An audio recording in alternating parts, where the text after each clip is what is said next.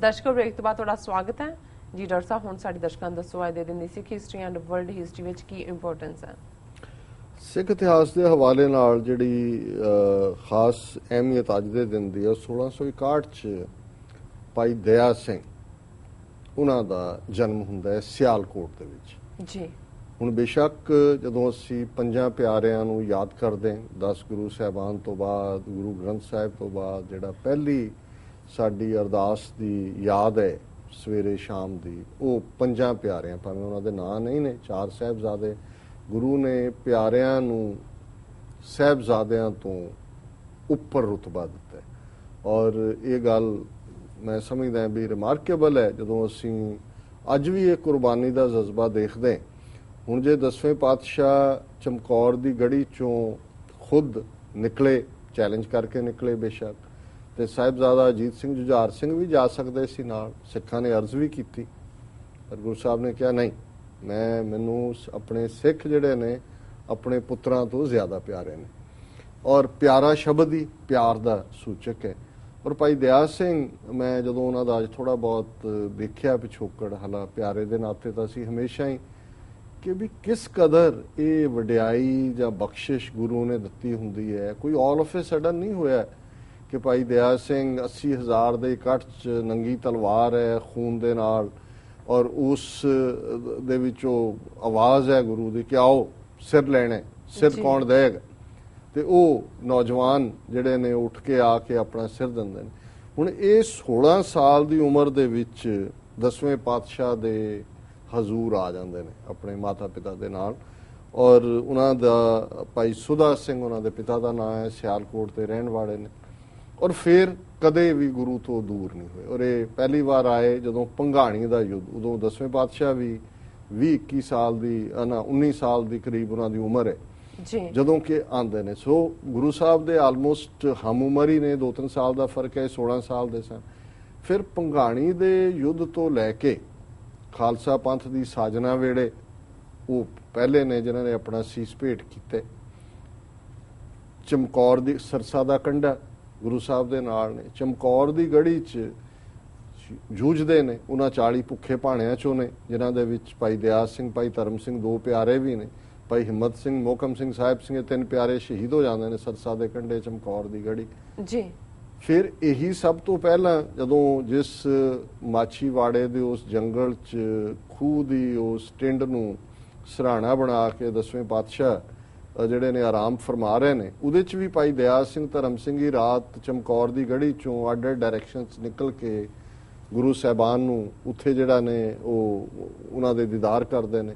ਫਿਰ ਉਵੇਂ ਹੀ ਜਦੋਂ ਉੱਚ ਦਾ ਪੀਰ ਬਣਾ ਕੇ ਨਬੀ ਖਾਨ, ਗਨੀ ਖਾਨ ਮੁਗਲਿਆ ਫੌਜ ਦੇ ਘੇਰੇ 'ਚੋਂ ਕੱਢਦੇ ਨੇ, 2 ਪਠਾਨ ਭਰਾ ਜਿਹੜੇ ਨੇ ਮੁਰੀਦ ਬਣੇ ਹੋਏ ਨੇ ਤੇ ਭਾਈ ਦਇਆ ਸਿੰਘ, ਭਾਈ ਧਰਮ ਸਿੰਘ ਨੇ ਔਰ ਇੱਕ ਸਿੰਘ ਜਿਹੜਾ ਹੈ ਹੋਰ ਸ਼ਾਇਦ ਭਾਈ ਮਾਨ ਸਿੰਘ, ਉਹ ਚੌਰ ਕਰ ਰਹੇ ਨੇ।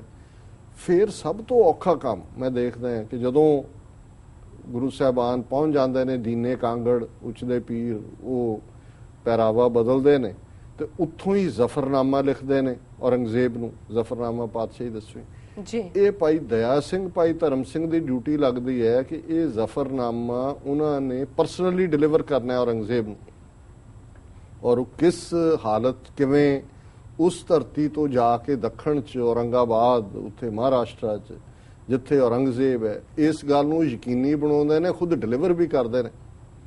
ਫਿਰ ਅਸੀਂ ਦੇਖਦੇ ਹਾਂ ਕਿ 10ਵੇਂ ਪਾਤਸ਼ਾਹ ਜਿਹੜੇ ਨੇ ਉਹ ਜਦੋਂ ਕਿ ਦੱਖਣ 'ਚ ਪਹੁੰਚ ਜਾਂਦੇ ਨੇ, ਜਦੋਂ ਬਾਬਾ ਬੰਦਾ ਸਿੰਘ ਬਹਾਦਰ ਨੂੰ ਬਹਾਦਰ ਦਾ ਟਾਈਟਲ ਔਰ ਪੰਜਾਬ ਦੇ ਵਿੱਚ ਭੇਜਦੇ ਨੇ, ਉਦੋਂ ਵੀ ਭਾਈ ਦਇਆ ਸਿੰਘ ਰੂਬਰੂ ਨੇ ਔਰ 10ਵੇਂ ਪਾਤਸ਼ਾਹ ਦੇ ਜੋਤੀ ਜੋਤ ਸਮਾਨ ਵੇਲੇ, ਸਮਾਨ ਤੋਂ ਬਾਅਦ ਉਹ ਵੀ ਟੈਸਟੀਮਨੀ ਨੇ, ਜੋਤੀ ਜੋਤ ਸਮਾਨ ਵੇਲੇ ਸਭ ਸਿੱਖਣ ਕੋ ਹੁਕਮ ਹੈ ਗੁਰੂ ਮਾਨਿਓ ਗ੍ਰੰਥ, ਤੇ ਉਸ ਤੋਂ ਕੁਝ ਦਿਨਾਂ ਬਾਅਦ ਹੀ ਇਹ ਜਿਹੜੇ ਨੇ ਉਸ ਵਿਛੋੜੇ ਨੂੰ ਇਹ ਵੀ ਅਕਾਲ ਪੁਰਖ ਨੇ ਧੁਰੋਂ ਦਰਗਾਹੋਂ ਸੇਵਾ ਲਾਈ ਹੁੰਦੀ ਹੈ ਕਿ ਉਹ ਵੀ ਚੜ੍ਹਾਈ ਕਰ ਜਾਂਦਾ।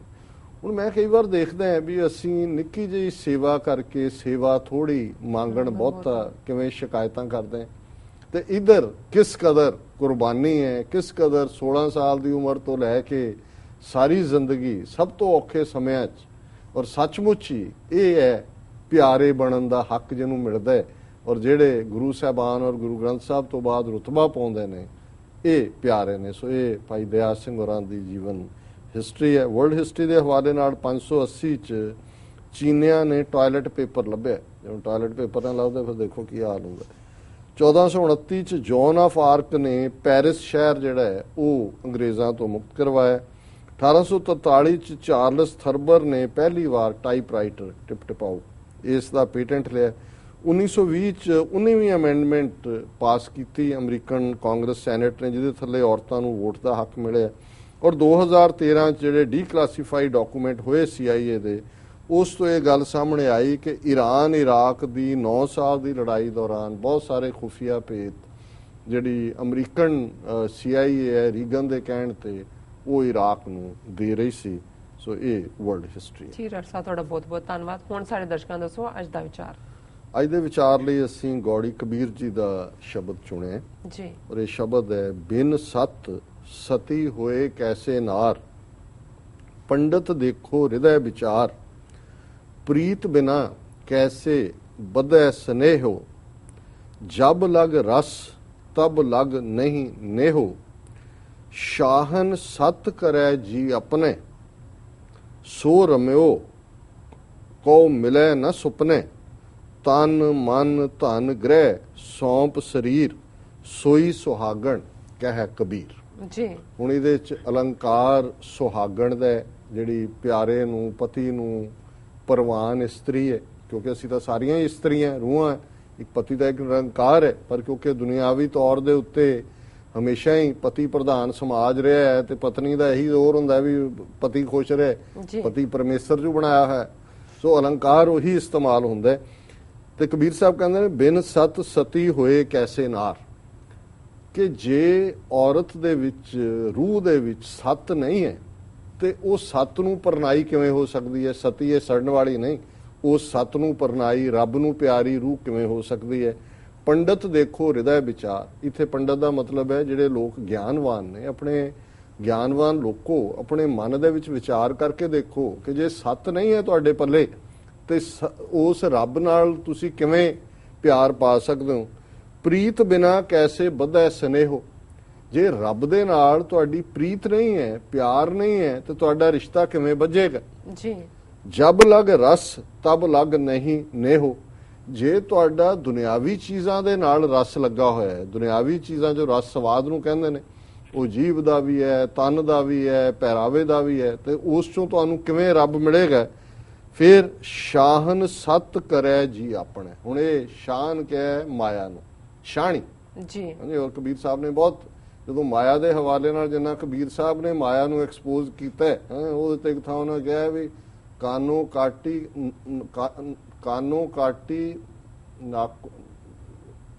ਕਾਟ ਕੂਟ ਕੇ ਡਾਰੀ, ਕਹਿ ਕਬੀਰ ਭਗਤਨ ਕੀ ਬੈਰਨ तीन लोक की प्यारी, नाकों काटी कानों काटी काट कूट के डारी, कह कबीर भगतन की बैरन तीन लोक की प्यारी। ये तीनों लोग ਜਿਹਦੇ ਪਿੱਛੇ ਮਰਦੇ ਨੇ, ਇਹਦਾ ਨੱਕ ਵੀ ਕੱਟ ਲਿਆ, ਕੰਨ ਵੀ ਕੱਟ ਲਏ, ਇਹ ਭਗਤਾਂ ਦੀ ਵੈਰਨ ਤੇ ਤਿੰਨਾਂ ਲੋਕਾਂ ਦੀ ਪਿਆਰੀ। ਤੇ ਉਹ ਕਹਿੰਦੇ ਨੇ ਸ਼ਾਹਨ ਸਤ ਕਰਿਆ ਜੀ ਆਪਣੇ, ਉਹ ਜੇ ਲੋਕ ਜਿਹੜੇ ਇਸ ਸ਼ਾਨ ਨੂੰ ਮਾਇਆ ਨੂੰ ਸੱਚ ਕਰਕੇ ਮੰਨਦੇ ਨੇ, ਮਾਇਆ ਦੇ ਪੁੱਤਰ ਨੇ, ਪੈਸੇ ਨਾਲ ਜੁੜੇ ਹੋਏ ਨੇ, ਸੋ ਰਮਿਓ ਕੋ ਮਿਲੇ ਨਾ ਸੁਪਨੇ, ਜਿਹੜਾ ਇਹ ਪੈਸੇ ਨੂੰ ਪਿਆਰ ਕਰਨ ਵਾਲਾ ਬੰਦਾ ਹੈ ਉਹ ਰੱਬ ਨੂੰ ਸੁਪਨੇ 'ਚ ਵੀ ਨਹੀਂ ਮਿਲ ਸਕਦਾ।